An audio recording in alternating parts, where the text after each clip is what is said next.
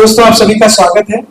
हमारे बीच हमारे आदरणीय बहुत बड़े आर्टिस्ट, एक पावर हाउस, और अगर ये कहना गलत नहीं हुआ कि हमारे एक गुरु जिन्होंने हमें बहुत कुछ सिखाया है, उनके जीवन की अगर हम कहानी देखें और आज हमारे सामने हर तरीके की चीजें, जितने भी हमारे लाइफ के लेसन हैं उन्होंने हमें दिए। तो एक बार आप डॉक्टर अनिल कपूर के लिए जोरदार एक तालियों से स्वागत करके हम शुरू करते हैं इस काम को। जैसा कि आप सब पत्रकार हैं, मैं आपको ये इन्फॉर्मेशन और एक अच्छी सूचना, अच्छी न्यूज जिसे कह सकते हैं, उसी के लिए हम लोग यहाँ एकत्रित हुए हैं। और वो न्यूज है कि हम भोपाल में, जो अन्नू सर की जन्मभूमि, तो भोपाल में हम 14 फरवरी को अंताक्षरी का भव्य प्रोग्राम लेकर आ रहे हैं।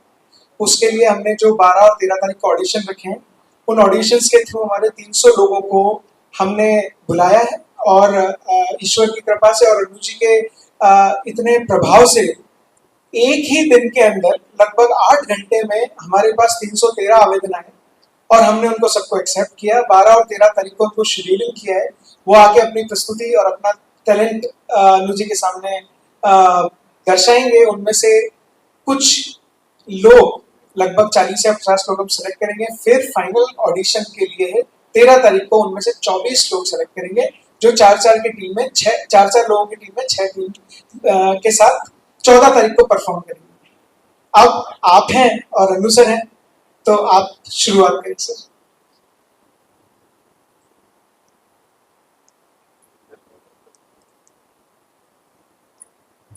श्रीमान भोपाल में नया अंताक्षरी में क्या होने वाला? सबसे पहली बात ये समझना आवश्यक है कि अंताक्षरी, अंत अक्षरी, टेलीविजन पे जो भी कॉन्सेप्ट्स आए हैं अभी तक,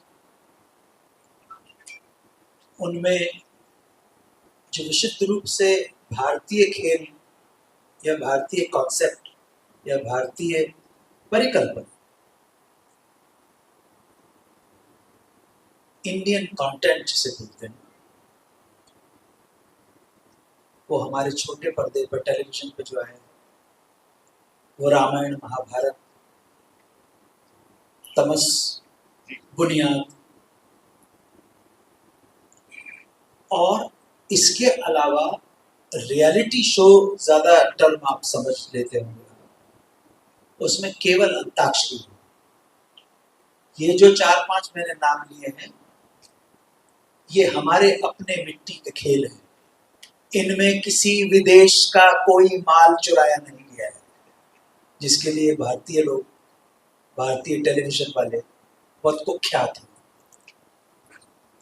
बहुत कुख्यात है कि इधर से उधर से ले लिया, हॉलीवुड से ले लिया, फ्रेंच टीवी का वो ले लिया। लेकिन अंताक्षरी सबसे पहली बात है हमारा अपना खेल है, जो में भी अगर हम कुछ हिंदुओं के स्क्रिप्चर्स को हम तलाश करेंगे तो फर्स्ट रेफरेंस मिलता है कि किसी बहुत इनोवेटिव गुरु ने, जो गुरुकुल में पढ़ा रहे थे, अपने शिष्यों को शिक्षा, मनोरंजन और लाभकारी बनाने के लिए संस्कृत के श्लोकों के साथ एक पाठ्यक्रम के रूप में इंट्रोड्यूस किया। किसी गुरु ने किया होगा अपने शिष्यों को कि भाई ना से आप कोई संस्कृत का मंत्र पढ़िए, नैनम चिन्नम शस्त्राणि नैनम दहभावता न चैनम क्लेम न शोषति मारुता। हाथ से तुम पढ़ो, हस्तौ च पादौ नैने संगे कर्णो तीक्ष्णो चकांतम नासासुरम्या मननाय चित्तम निशेन कृतं तत्तं समग्रम। तो ये स्टार्ट कुछ किताबों के जो बहुत रेयर बुक्स है उनके हिसाब से स्टार्ट आरंभ ऐसे हुआ। तो जैसे बच्चे अपना होमवर्क घर लाते हैं, तो बच्चों ने जब लौटे तो अपने माता पिता के साथ संस्कृत भाषा बोली जाती होगी। फिर धीरे धीरे संस्कृत भाषा आम लोगों ने प्राकृत और मगध भाषा, पाली भाषा जिसमें भगवान बुद्ध ने लिखा, वो बोलना शुरू कर दी। फिर जैसे ही विदेशी आक्रमण हुआ 1100 साल अगर पहले, तो वो अपने साथ एक नई भाषा लेके आए, यहाँ की लोकल भाषा से वो मिल गई, तो एक नई भाषा का उदय हुआ पर्शियन के साथ, उर्दू। तो लोगों ने उर्दू शायरी में खेलना शुरू कर दिया। और जब 1931 में भारत की पहली बोलती फिल्म बनी, तो वही जो संस्कृत भाषा से शुरू होके प्राकृत भाषा, पाली और मगध भाषा से होती हुई फारसी भाषा और उर्दू भाषा के शेर व शायरी तक पहुंची थी। और बीच बीच में लोकल जो डायलेक्ट भी है हमारी, ब्रज भाषा, ब्रज बोली भी है, उसमें बुंदेलखंडी भी है, ब्रज भाषा भी है, अवधी भाषा भी है, वहां से होती ही हिंदी फिल्म के गानों तक अंताक्षरी पहुंच गई। तो अंताक्षरी की बहुत लंबी जर्नी है। और मैं शायद इसलिए बता रहा हूँ कि ये हमारा जो प्रदेश है, आप में से पता नहीं कितने लोगों का ये प्रदेश हो या नहीं हो, ये अन्नू कपूर का प्रदेश है, ये ध्यान रहे। क्योंकि मध्य प्रदेश है, मध्य भारत है, और बस मेरे शायद जन्म से 5-6 साल पहले ही मध्य प्रदेश का गठन हुआ था, if I am not mistaken. Hindi हमारी भाषा है, इस प्रदेश की भाषा संयोग से जो देश की राष्ट्रभाषा है, वही हमारे मध्य प्रदेश के लोगों की मातृभाषा है। और मैं दुनिया के कोने कोने का भ्रमण करके, आधे विश्व का भ्रमण करने के बाद इस नतीजे में पहुंचा हूं कि मुस्कानों का संदेश मध्य प्रदेश। क्या बात है, क्या हमारा बात है। मध्य प्रदेश जो है, अभी मुझे कोई सरकारी आदमी मत समझ बैठना है, बकवास मत करने लगना कि, लेकिन सही बात है। मध्य प्रदेश का शिष्टाचार, मध्य प्रदेश का आचरण, मध्य प्रदेश की बोली, मध्य प्रदेश के लोग, सहृदयता, सज्जनता, भारत में ऐसा प्रदेश आपको कहीं नहीं मिलेगा। ये आप मान लीजिए, भारत में भी नहीं मिलेगा, वर्ल्ड में भी नहीं मिलेगा। और अच्छी जगह हमारा मालवा भी है, हमारा बुंदेलखंड है, अलग अलग अंचल है इसके अंदर। निमाड़ भी आ जाता है, मालवा से सटा हुआ निमाड़ आ जाता है, बुंदेलखंड आ जाता है, बघेलखंड आ जाता है। वहां की भाषा बोली बिल्कुल अलग है, लेकिन फिर भी एक कहीं शालीनता है, एक शिष्टाचार है इस प्रदेश में, इस प्रदेश के लोगों में। तो ये याद रहे। इसलिए इस अवसर का लाभ उठाकर मैंने अंताक्षरी की व्याख्या की। हैदराबाद में भी शो है, हैदराबाद में मैं अंताक्षरी के बारे में बताया, जबकि वली दक्कनी जो थे, जो सौदा थे, और वली दक्कनी से दक्कन के शायर थे, कुली कुतुब शाह जो दक्कन के शायर थे, उन्होंने भी अंताक्षरी के बारे में बात कही है। और उस वक्त जो है दक्कनी भाषा के अंदर जो है अंताक्षरी बैतबाजी कहा जाता था। लेकिन ये मध्य भारत और हिंदी भाषा का खेल है, तो मैंने इस कारण इसकी व्याख्या करना उचित समझा और आवश्यक समझा। अब आप जो पूछना चाहें, जो 14 फरवरी को रविंद्र भवन है, जी सर, रविंद्र भवन में अंताक्षरी है। और हमारे जो प्रत्याशी जो गाएंगे, अंताक्षरी क्या है, अंताक्षरी में आपको सुर और ताल में गाना भी गाना है, लेकिन आपको कविता के बोल भी याद होने से। लल्ला लुल्लू करके अंताक्षरी नहीं होती है, आपको तो कविता भी पढ़नी पड़ेगी, ठीक है ना। जो भी गाना आप गाएं, मेरा जूता है जापानी, ये पतलून इंग्लिस्तानी, सर ऐसा नहीं हो सकता। आपको पूरा मुखड़े का खेल है, मुखड़ा। गाने की जो ओपनिंग लाइंस जो होती है, मेरा जूता है जापानी, ये पतलून इंग्लिस्तानी, सर पे लाल टोपी रूसी, फिर भी दिल है हिंदुस्तानी, इतना गाना गाएंगे तो आपको पॉइंट्स मिलेंगे। जी जी सर, एक सवाल है जी। इसमें नोटिस कि आप बहुत क्लोज रहे हैं भोपाल के, तो नई जनरेशन जो है हमारी, जो अंताक्षरी से कहीं ना कहीं थोड़ा सा साइड रहेगी, उनके लिए आप क्या मैसेज आपके पास है, उसको कैसे हम बता सकते हैं? 14 फरवरी को आप पधारो ना, तो फिर मैं आपको बताऊंगा कि जिसको आप कह रहे हो कि ये जनरेशन जो अलग हो गई है, मेरे से कभी अलग हो ही नहीं सकती है। इसलिए कि एक अंकल भाषणबाजी नहीं करता है, प्रूव करके बताता है, आजा बेटा मेरे साथ आप किसी भी तरह से बात कर सकते हैं। नौजवान, मैं बड़ी बड़ी यूनिवर्सिटी में जाता हूँ, लेक्चर देता हूँ, मेरी बात सुनते हैं, और शायद मेरे साथ जितना आइडेंटिफाई कर पाते हैं आज का नौजवान। बिल्कुल जी, सही और भाषणबाजी भी नहीं करनी। और टू लाइनर मैसेज उनके लिए कुछ नहीं, आपके ऊपर जबरदस्त रिस्पॉन्सिबिलिटी है आज के नौजवान के ऊपर। जब मैं नौजवान था तब भी मेरे ऊपर भी रिस्पॉन्सिबिलिटी थी कि आतताइयों ने हमारे देश का जो राष्ट्रीय चरित्र है उसकी गरिमा धीरे धीरे खो दी है। हमें अपना राष्ट्रीय चरित्र बरकरार रखना है, समेट के सजा के रखना है, अपनी भाषा अपनी संस्कृति को सजा के रखना है, साथ साथ दूसरे विदेशी भाषा, कहने का मतलब है अंग्रेजी भी ऐसी बोलनी है कि ऑक्सफोर्ड वाला बोले कि भोपाल के शाहजहानाबाद का लड़का जो है बहुत बढ़िया इंग्लिश बोलता है। तो डबल रिस्पॉन्सिबिलिटी है। विज्ञान की जो तरक्की हो रही है उसके साथ साथ हमें अपनी संस्कृति अपनी भाषा हमारी जो अपनी है उसको बराबर एक रेल की पटरियों की तरह साथ चलना है। इसलिए हमको कहीं ना कहीं जो सभ्यताएं जो संस्कृति है, जैसे अरब की सिविलाइजेशन है, उन्होंने कितना ही तरक्की कर ली हो, कितने ही सैंडहर्ट्स मिलिट्री स्कूल में पढ़ लिया, विस्कॉन्सिन में पढ़ लिया, हार्वर्ड में पढ़ लिया, लेकिन अपना वो जो गंदूरा उन्होंने अपना अरबिक बोलना छोड़ा नहीं। ये बहुत बड़ी मिसाल है।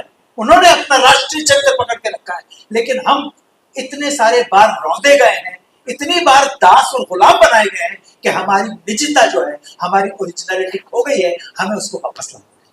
बहुत बढ़िया सर, आप कुछ पूछना?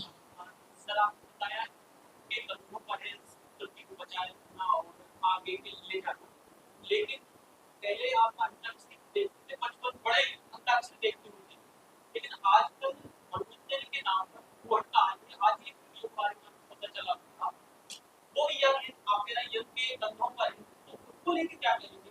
मनोरंजन के नाम पे क्या भरोसा है, क्या कह रहे हैं? संस्कृति को एक तरह से मटिया बैठ जाता है, उसको लेके आपका क्या? मैं जैसे ही होटल में मैंने प्रवेश किया, वैसे ही आपके कुछ साथियों ने कैमरे के साथ मुझ पे बंदूक तान दी। जिनके हाथ में वस्तुतः बंदूक है वो तो शायद गोली चलाने से फिर भी थोड़ा डरेंगे, क्योंकि उनको ऊपर वाले का ऑर्डर लेना पड़ता है। लेकिन आपके पास जो सक्षमता है प्रजातंत्र ने जो आपको दी है, उसमें आपको किसी से ऑर्डर नहीं लेना पड़ता।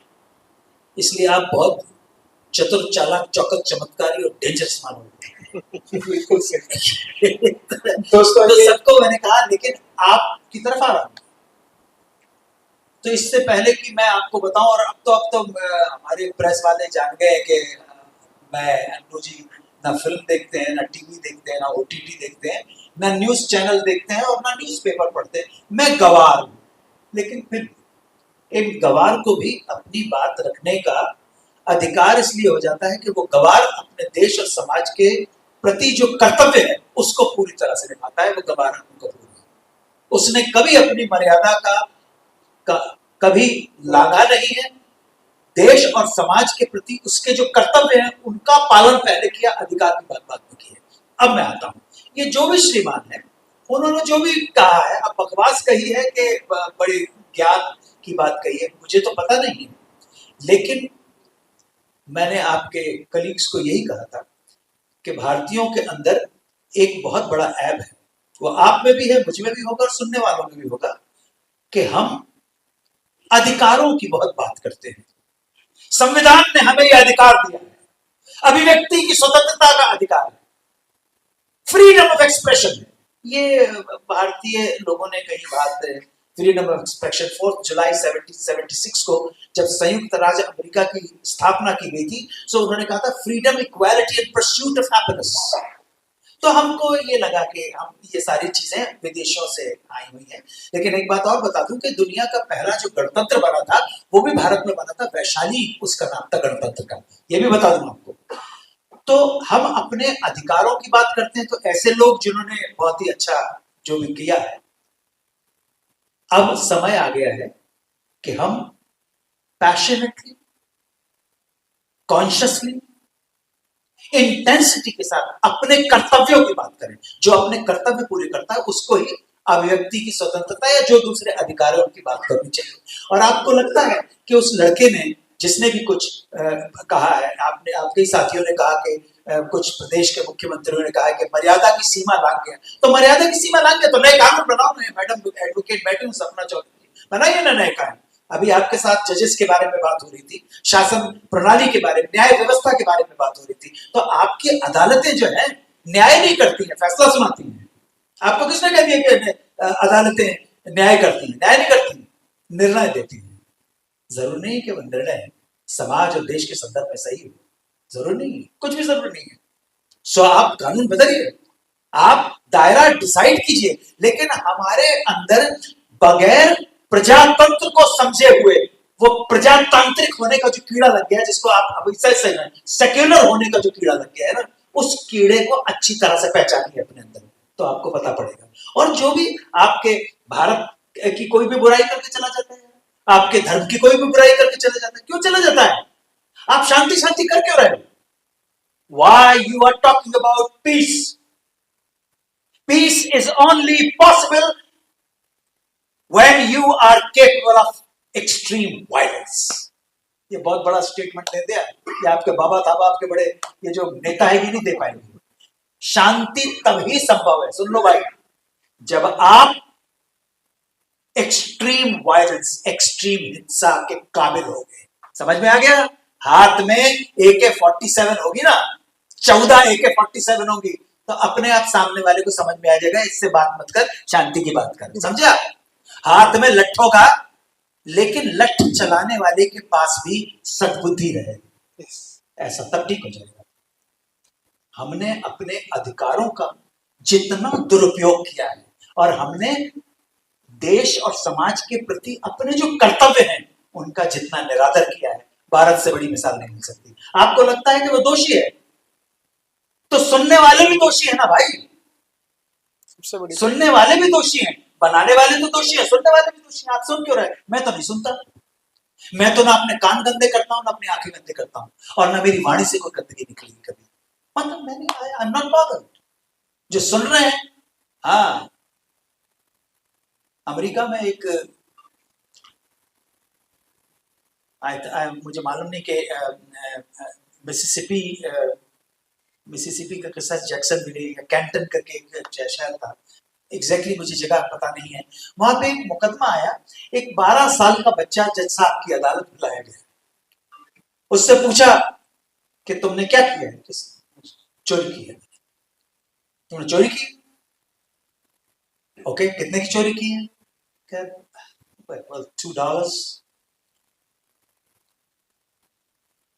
क्यों? तुम्हारे घर पे रोटी नहीं थी? I don't have mother father. घर पे रोटी नहीं थी? नहीं, रोटी नहीं थी मेरे घर पे।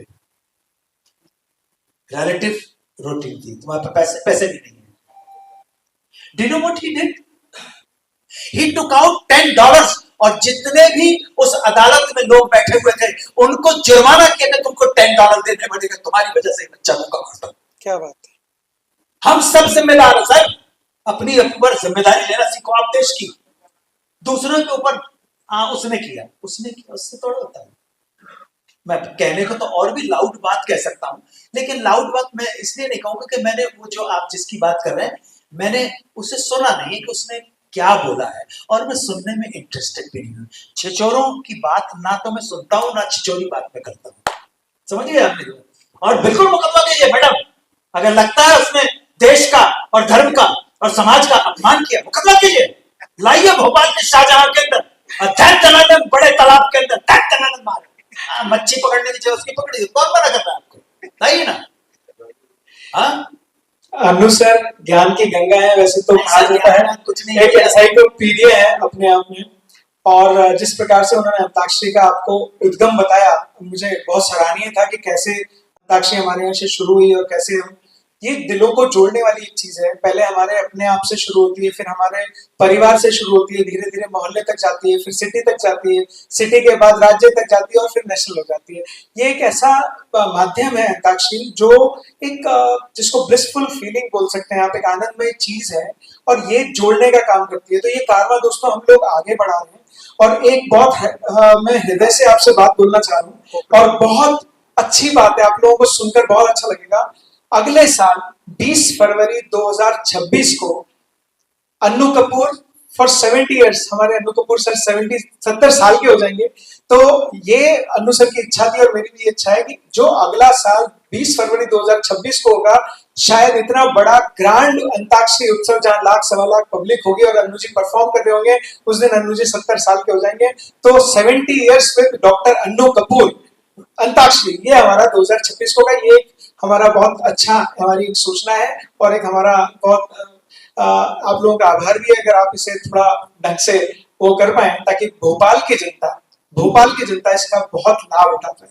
बाकी ये जो अंताक्षरी है 14 फरवरी को जो होने वाली है, मुझे पूरा यकीन है, और यकीन क्या, जिस प्रकार के से भोपाल ने जो रिस्पांस दिया है कि एक ही दिन के अंदर 350 रजिस्ट्रेशन आना और 2 दिन के अंदर पूरे गोल्डन पासेस चले जाना, और जिस प्रकार, हालांकि हमारे पास एक लिमिटेड वेन्यू था जो रविंद्र भवन है, उसकी कैपेसिटी 1800 के आसपास है, बट अब मुझे फीलिंग हो रही है कि काश ये कोई मैं बड़ा वेन्यू लेता जो 5-10 हजार का हो, तो शायद आज पूरा वो भी हो गया होता। तो अब आप लोग जिस प्रकार से भी इस चीज को, ये एक इंटीग्रेशन है, मैं मानता हूं कि राष्ट्र हित में ये कार्यक्रम है। राष्ट्र हित क्या है कि जिस प्रकार की अंतराक्षरी एक ब्लिसफुल फीलिंग देता है, जिस प्रकार का माहौल है, आप मुझे लगता है ये गेम तो छोटा वर्ड है, बट ये उत्सव है। हमारे परिवार में आप अपनी पत्नी के साथ, बच्चों के साथ, काका काकी के साथ, अपने मोहल्ले के साथ, ये चीज हम धीरे धीरे ये कारवां आगे बढ़ रहा है।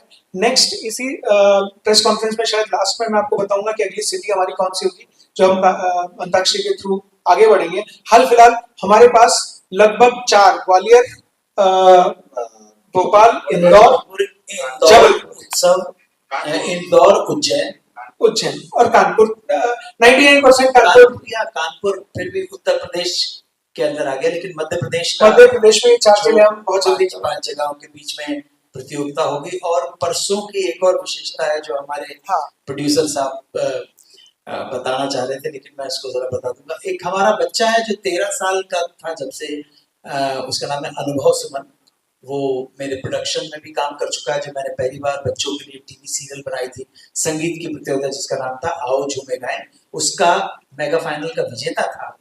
परसों श्रीमान भरे दरबार में, भरी सभा में, शाम को आप सब महानुभावों की उपस्थिति में उसकी शादी होगी। और 1 बजे के करीबन मैडम सपना चौधरी आर्य समाज मंदिर में जो भी लीगल सिस्टम है वो संपन्न करवाएंगे, और वधू दर्शना और वर अनुभव सुमन के माता पिता रहेंगे। और आप सब लोगों का आशीर्वाद हमें चाहिए कि उसके बाद ही आप देखिए, लोग तो शादी के बाद वरमाला होगी और उसके बाद वो बच्चा आपको मनोरंजन में लग जाएगा। एक तो ये सूचना है, बहुत बड़ी बात है। ऐसा कभी आई डोंट थिंक सो, मुझे आई कैन नॉट रिकॉल कि किसी शो में लाइव शादी कभी किसी जगह पे नहीं हुई। और ये बहुत शुभ मुहूर्त है। दोनों दाम्पत्य सूत्र में बंधने जा रहे हैं, दोनों का जीवन सुखी रहे और यही प्रार्थना है। और मैं आप सब लोगों से भी विनती करता हूँ कि उन दोनों वहां पे उपस्थित रह के उनको आशीर्वाद दें। आप ये जितने लोगों का आशीर्वाद मिले उतना ही अच्छी बात है। और मैं कुछ थोड़ी सी भी चीज वहां पे करवाऊंगा जो नया है। और तीसरी बात यह कि अंताक्षरी की जो प्रतियोगिता है, तो इसमें हर सही गाने के मुखड़े का खेल है अंताक्षरी, कोई अंतरा मंत्रा नहीं है, ठीक है ना। हमारे प्रतियोगियों को परीक्षा के रूप में जो उत्तर देना है, केवल गाने के मुखड़े से देना है। तो पहला राउंड है नॉर्मल अंताक्षरी का, दूसरा है म्यूट विजुअल दिखाया जाएगा, जो गाना दिखाई दे रहा है सुनाई नहीं देगा, बजर दबा के बताना है कि भाई गाना सही कौन सा, मुखड़ा गाना है। उसके बाद तीसरे राउंड में ऐसा है कि हमारे होस्ट और होस्ट किसी गाने का अंतरा गाएंगे, बजर दबाइएगा और मुखड़ा गाना है। धुन राउंड है चौथा राउंड। लेकिन सबसे इंपॉर्टेंट बात यह जो बड़ौदा से शुरू हो चुकी है कि हर सही गाने के ऊपर, पहले आपने देखा अंताक्षरी में जो फाइनल का विनर रहता था उसको ही प्राइज मिलते थे। अभी भी ऐसा ही है कि फाइनल का जो विनर है उसको भी पुरस्कार है, ढेर सारे पुरस्कार है। परंतु 14 फरवरी की अंताक्षरी के अंदर हर सही गाने के ऊपर वही के वही पुरस्कार है। पुरस्कार मिलेगा नहीं, भविष्य कुछ नहीं है, अभी के अभी आप लीजिए, यहाँ पर आप देखिएगा।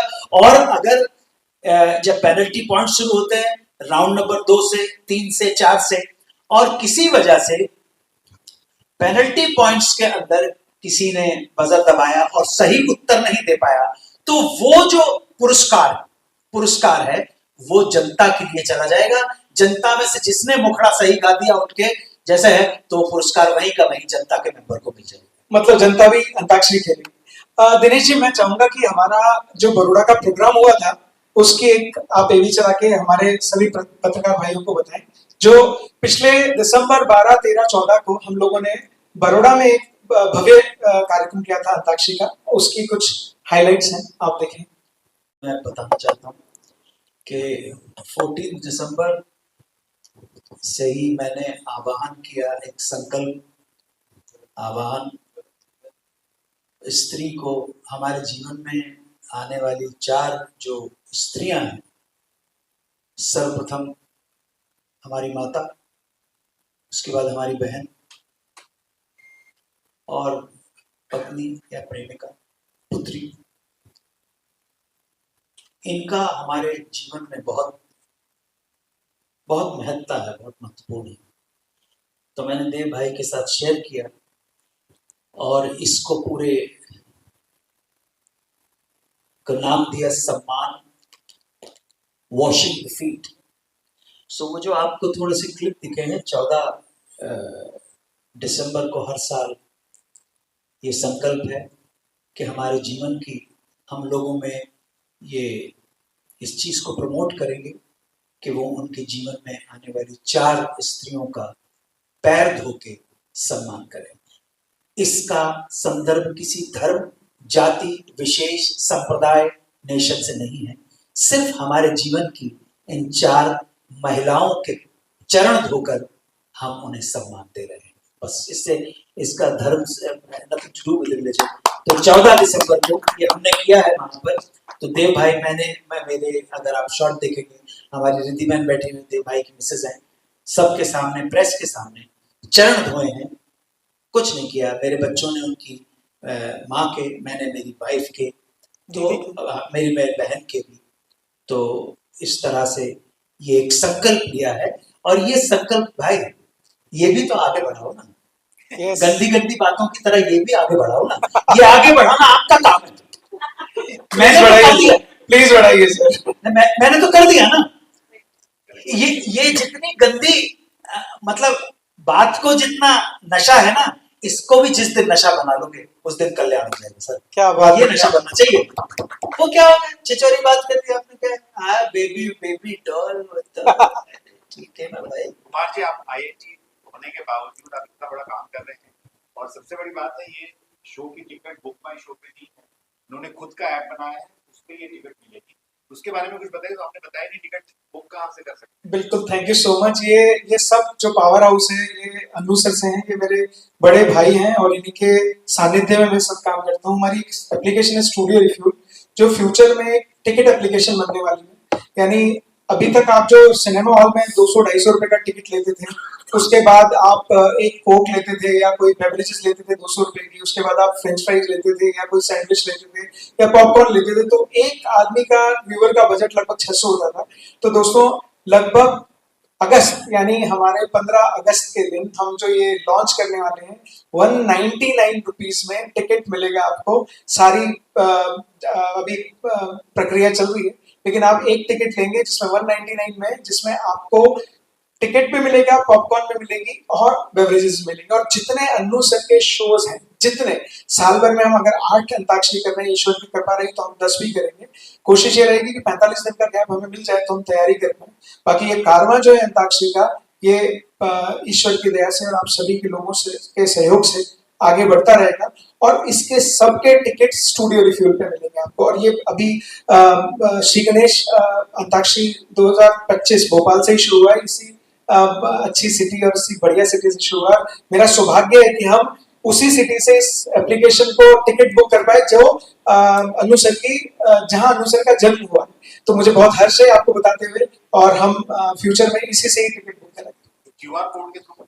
हाँ, ये QR कोड आएगा आपको। अखबार में सारी वैसे तो होती है, बाकी स्टूडियो रिफ्यूल के इंस्टा हैंडल पे सारी चीजें मिलती हैं।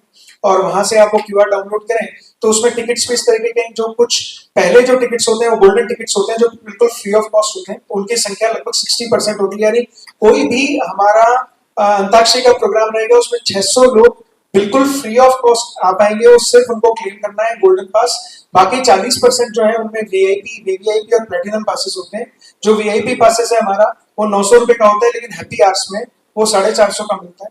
और जो वीवीआईपी है वो हमारा पास 1500 रुपए का होता है, लेकिन हैप्पी आवर्स में हमें 750 को मिलता है।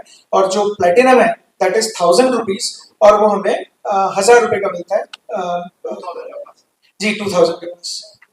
एक बात, दो चीजें और बताना चाहूंगा कि अंताक्षरी का जलवा ये देखिए कि जो टेलीविजन पर आती थी, जिसको देख के आपने कहा हम बड़े हुए, सचमुच आप लोग बड़े हुए, आप मुझसे ज्यादा लोग हैं डेफिनेटली, उसको टेलीविजन पे बंद हुए 20 साल हो गए हैं, लेकिन फिर भी ना सिर्फ भोपाल में, विदेशों में भी शोज अंताक्षरी के दीवाने अभी भी हैं।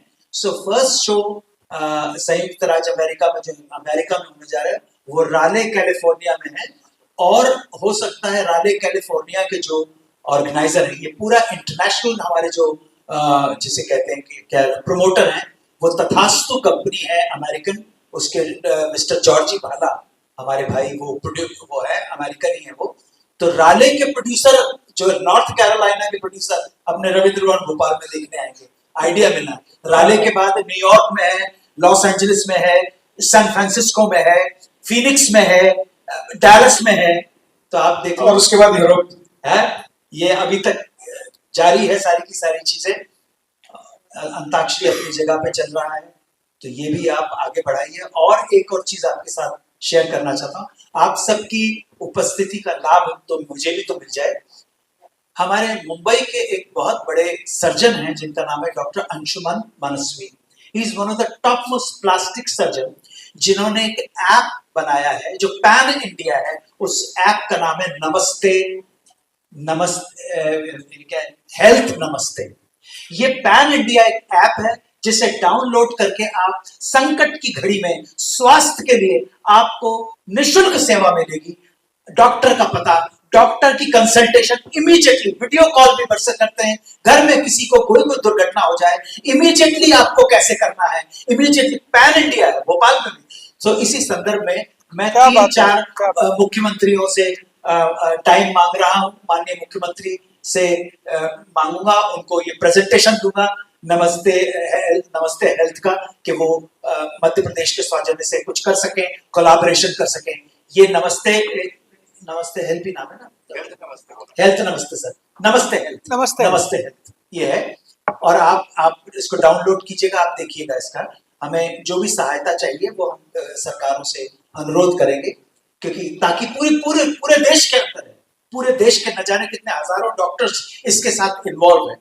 हर चीज का इमीडिएटली आपको कंसल्टेशन मिलेगा। आपसे वहां पूछा नहीं जाएगा आप पहले पैसे दीजिए, और करेक्ट कंसल्टेशन आपको मिलेगा, वीडियो कॉल मिलेगी आपको। ये मिलेगा कि सबसे नजदीक एम्बुलेंस कौन सी है, आपको सबसे इस समस्या के लिए, अगर किसी को कोई समस्या आ गई, हार्ट की समस्या आ गई, पेट का दर्द की समस्या आ गई, ऑर्थोपेडिक की समस्या आ गई, किसी और घायल इमरजेंसी की, तो आपको सबसे नजदीक का हॉस्पिटल कौन सा पड़ेगा, वहां के साथ पूरा कोलैबोरेट है। डॉक्टर अंशुमन मनस्वी ने जो काम किया है, भाई इसको भी आगे बढ़ाओ। एक सोशल वेलफेयर में बड़े अच्छे कदम है। ये टुच्चे जो बात कर रहे हैं ना, इनको छोड़ो, इनको हटाओ ना। ये अच्छी चीज है यार। दुख बीमारी सबके घर में लगी रहती है भाई। उस दुख बीमारी के टाइम पर सही राय देने वाला, एक प्रोफेशनल राय देने वाला, भाई कहाँ पे दर्द है सर, मेरे से घुटना जाम हो गया है, तो घुटना जाम में ऐसा तो इंजेक्शन थोड़ा ठोस लेगा भाई। तो सही आपको आदमी वीडियो के ऊपर, ऑडियो के ऊपर बता रहा है, नहीं अभी सर तुमको ये करना है, अभी एम्बुलेंस आएगी तुमको कहाँ जाना है सर। तो ये, और वो भी निःशुल्क। नमस्ते हेल्थ आप आइए प्लीज।